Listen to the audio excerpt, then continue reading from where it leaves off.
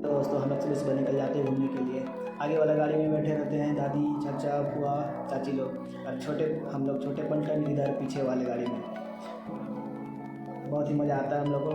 और चलते चलते थक जाते हैं तो फिर एक जगह रुकते हैं, रेस्ट लेते हैं, क्योंकि मोटा को लग जाता है पेशाब। और हम लोग पहुँच जाते हैं हिरनी में बहुत ही मज़ा आता है। हम लोग अपना जगह सेलेक्ट करते हैं, वहाँ पे खाना बनाने के लिए लग जाती है बुआ लोग, और सब कोई थके हुए रहते हैं तो बैठ जाते हैं।